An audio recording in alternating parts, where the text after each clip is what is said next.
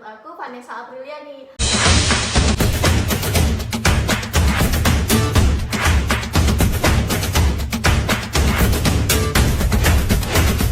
Nah, tadi kalau kalian udah lihat channel YouTube-nya Krisna Yoga ya. Ya. Di sana tadi ada bincang-bincang podcast santai kita terkait dengan kesehatan mental. Nah, di podcast aku kali ini ditemani rekan sejawat aku Krisna Yoga. BK. Nah, Krisna Yoga ini adalah rekan sejawat aku satu kampus. Kampus mana, Kak? Kampus Dah Negeri Bukuturan Singaraja. Nah, di sini Terbaik. di sini tuh kita bakalan mengambil tema ya dalam bincang-bincang kita ya ini, yaitu yang muda yang mengambil peran membantu perekonomian keluarga. Nah, di samping aku ini adalah salah satu orang yang patut dicontoh dalam ruang lingkupnya karena dia dari umur berapa, Kak ya? 15 ya? 14? Ya dari kecil lah. Dari umur belasan. dari SMP itu ya dia udah bisa ngasilin uang, udah bisa membantu orang tuanya, walaupun orang tuanya tuh punya, dia sih bukan orang tua yang dalam artian nggak mampu menghidupi keluarga. Dia mampu, orang tuanya tuh mampu berkecukupan, tapi dia kayak ya udahlah aku harus membantu orang tua aku. Dia sadar diri, guys. Dia sadar diri gitu. Nah, yang pertama yang harus kita tanyakan di sini adalah apa sih awalan kakak kok bisa sampai memiliki apa sih namanya itu hal yang berkaitan dengan nih aku harus nyari uang nih gitu. Ya karena Padahal kan usia kakak tuh belum cukup umur gitu. ya saya bilang tentang itu ya karena semua kan berubah karena keadaannya. Ya. Semua pasti ada keadaannya. Kalau keadaannya gimana bisa berubah, bisa tidak. Sekarang kita di gini kita mau lebih high gitu loh, mau lebih tinggi. Mau Bagaimana lompatan caranya? lagi gitu ya. Tapi tanpa membebani orang tua kayak gitu. Jadi kita berusaha merubah mindset kita. Gimana cara kita agar berubah menjadi lebih baik tanpa membebani siapapun. Nah, di sana saya mulai berpikiran, kenapa ya nggak harus orang tua aja kok yang kerja gitu. Saya pun juga bisa kerja. Nah, saya mencoba waktu itu, cari kerjaan. Nah, pertama kali saya bekerja tuh di warung saya punya warung. Saya punya warung. Kerja di warung. Saya di sana kalau nggak kerja saya nggak mau makan, nggak mau minta uang.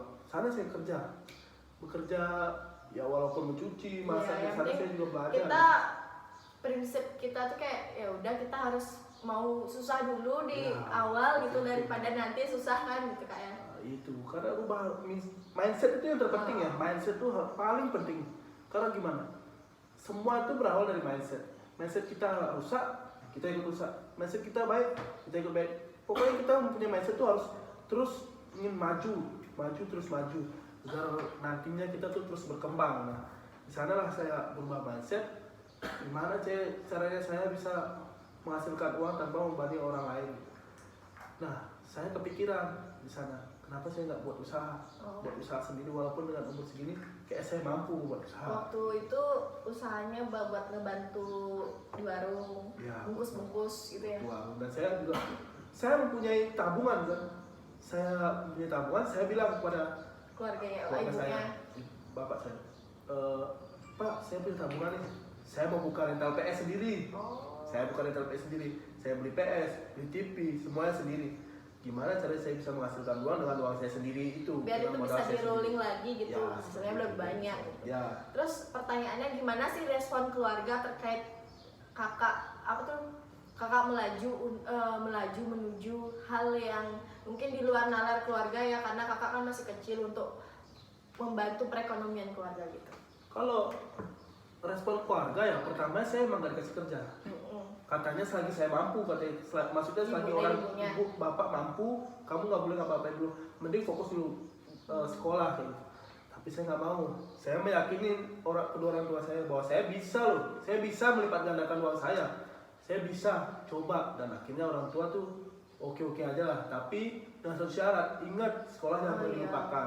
Katanya sih aku dengar nih ya, kakaknya ini pada saat dia SMP itu dapat juara umum loh guys, walaupun dia kayak apa sih namanya tuh waktunya tuh dibagi-bagi buat nyari uang, buat belajar, buat sama teman-temannya gitu. Iya. Bener nggak sih Kak? Ya, intinya sih kita bisa mengatur segalanya ya. Semua ada di genggaman tangan kita sendiri nih.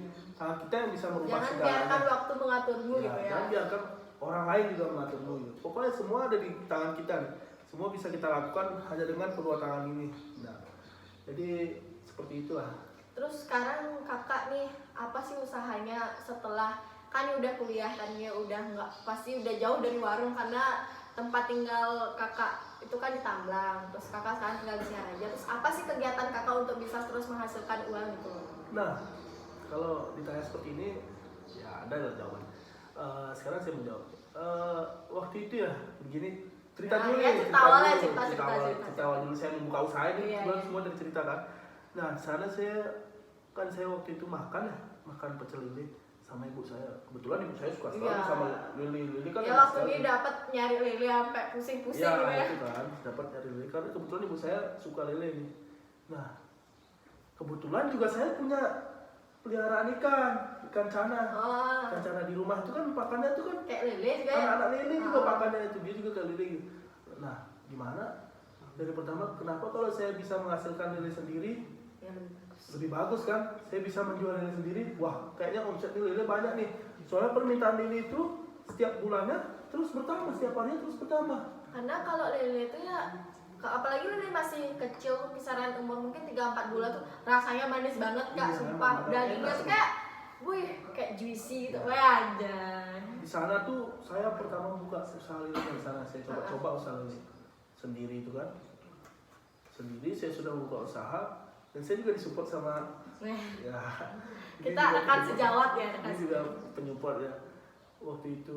Nah, di sanalah saya mencoba usaha ikan lele dan saya sudah mencoba menjalan gitu. Wow, ternyata hasilnya Wah, memang lumayan. luar biasa, hasilnya memang luar biasa. Tapi ya itulah, kita harus pintar-pintar bagi waktu guys. Kalau nggak bisa pintar bagi waktu, kita otomatis harus menghilangkan salah satunya, antara kuliah atau usaha ini. Tapi kalau kita bisa bagi waktu tuh ya kayak ya udah, kalau bisnis lele, kalau kuliah ya kuliah. Apalagi kita kuliah tuh nggak full 1 hari gitu kan ya. Seperti itu. Kayak ya udah, ngasih makan lele ya ada jamnya, buat tugas ya ada jamnya. Kebetulan lele juga nggak ringkih kali miaranya. Lele itu gampang sebenarnya.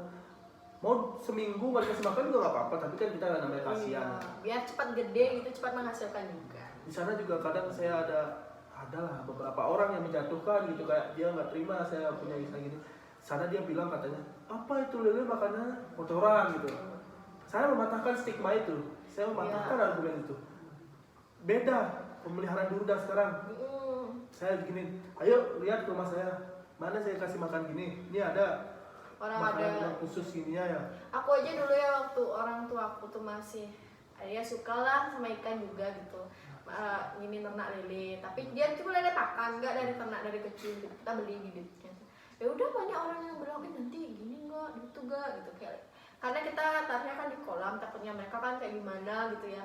Ternyata udah dilihat gitu ya, untungnya mereka paham sama apa yang kita pikirkan gitu kan. Ya karena memang sekarang juga udah banyak seminar-seminar di Facebook Iya. kan, yang mematahkan stigma itulah. Lele itu sebenarnya ikan yang bersih. Lele itu ya kotor saya sedikit ya, dia bakalan menggantung ya. Menggantung diam gini aja, diam kayak orang mager gitu, orang malas itu. Setelah itu mati. Lele bisa mager juga nggak ya? Bisa kalau dia air kolam kotor sekali kan, kotor udah. Kalau didengar guys ya, untuk orang-orang yang mematahkan orang berusaha lele itu, katanya kalau lele itu dikasih makan tai ayam yang berbau-bau hal yang jorok itu katanya ini itu penyebarannya gitu ya. Tapi pada kenyataannya tuh pada saat lelenya airnya kotor pasti lelenya mati. Iya. Kan ya, apalagi kena hujan, bah. Kalau udah kena hujan perut kembung. Ya sama juga kayak kita kayak Sama, masuk angin. Masuk angin lah gitu modelnya. Ya kayak gitulah. Nah, terus pertanyaan aku nih kak ya, bagaimana sih sekarang peran kakak dalam keluarga itu? Apakah masih tetap membantu? Apakah kakak udah bisa untuk nggak ngebantu dalam ngasih uang ke orang tua, tapi kakak bisa menghidupi diri kakak sendiri gitu? Ya saya bisa membantu orang tua yang dulunya ngasih uang jajan ke saya. Iya.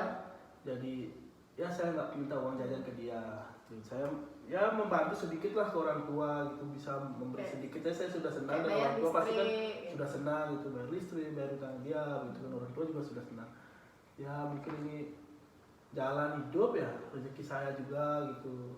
Ya, seperti Terus itu. kakak nggak gengsi kak kalau kakak coba ngambil bibit nih kan, kalau Lilit kan ada makanannya gitu, ngambil apa gitu ke Denpasar bawa jerigen gitu gitu pakai motor, gengsi nggak kak ya?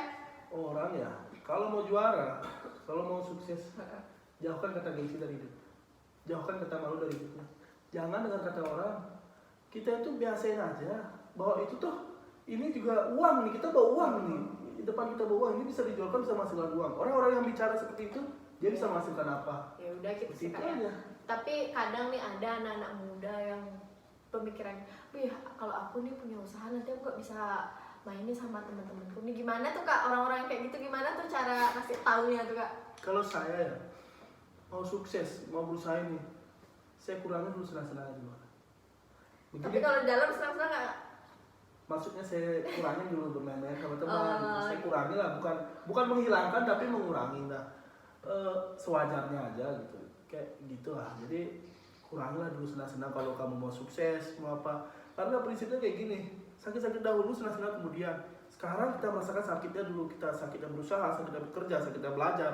Nah, nanti sudah tua kita sudah menikmati hasilnya, hasil aja, hasil kita yang jerih payah kita dari sakit-sakit ini. Mungkin ya teman-teman pada saat kalian memasuki bangku perkuliahan gitu, jangan menunggu lulus dulu baru memiliki suatu penghasilan gitu. Nggak apa-apa kalian untuk mengambil kesempatan untuk freelance, untuk mengambil kesempatan kerja di salah satu perusahaan gitu. Nggak apa-apa kalian capek-capek pada saat kuliah, tapi pada saat kalian lulus kuliah kalian udah tahu kalian mau kemana gitu. Jangan sampai kalian lulus kuliah itu bingung aku harus kemana nih ya. Gitu kak ya. Iya. Biar bisa mengatur waktu di jam kuliah itu adalah salah satu manfaat pada saat kita udah lulus kuliah untuk mencari pekerjaan kayak. Ya, karena kalau memang kita sudah berhasil di dalam mengatur waktu, mengatur semua itu, misalnya kita akan sukses. Jangan lupa juga berdoa ya kak ya. Yang Terus, pertama, berdoa itu pertama. yang kedua, Berdoa tanpa usaha mustahil, usaha tanpa berdoa pun mustahil. ya. Terus yang terakhir nih kak, di sesi yang terakhir nih, motivasi kakak untuk anak-anak muda yang masih mageran nih, kayak aku aja masih mageran nih, apa sih motivasi kakak untuk orang-orang seperti itu? Ya, coba rubah mindset ya, motivasi itu coba rubah mindset gitu. Lihat permasalahannya ada, kalau saya seperti itu, lihat permasalahannya ada baru kita turun ke lapangan dan berubah itu masalah. Ya kadang-kadang orangnya kalau ya dia masih di atas tuh sombongnya minta ampun, kalau udah di bawah tuh baru dia ngerasa nih aku terlalu ini terlalu begini ya. Pokoknya motivasi untuk anak muda zaman sekarang ya, jangan pernah malu, jangan pernah gengsi, jangan pernah takut gagal. Raih mimpimu. Gagal itu adalah salah satu kunci keberhasilan. Nah, gagal itu salah satu kunci kesuksesan itu. Nah, pokoknya raih mimpimu, dapatkan mimpimu, jadikan itu kenyataan. Kamu punya mimpi, ambil mimpimu semua, coba semua mimpi, jangan takut gagal, jadikan itu kenyataan. Kamu mau mimpi jadi tentara, jadi dokter, jadi apa, ambil aja dulu mimpinya kan. Jadikan itu kenyataan. Pada saat hal itu belum bisa kamu raih, mungkin Tuhan itu memiliki jalan yang berbeda untuk kamu mendapatkan hasil yang sama gitu. Mungkin kakak dulu cita-citanya dari apa sih kak? Saya dulu cita-citanya jadi banyak karena memang tekanan orang tua, tekanan orang keluarga, tekanan saudara gitu kan banyak. Tapi buktinya seperti ini sekarang. Anak laki-laki itu harus bisa mengambil peran penting. Yang pertama adalah membantu perekonomian keluarga gitu kak ya.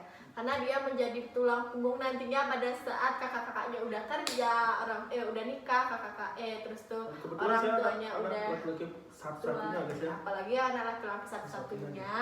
Kalian, pesan aku sih ke anak laki-laki satu-satunya, kalian harus bisa membanggakan keluarga, harus bisa menjadi tulang punggung. Lemah boleh, nangis boleh, sakit boleh, tapi jangan lupa untuk selalu berjuang. Itu aja bincang-bincang kita hari ini. Sampai jumpa di video selanjutnya. Dah.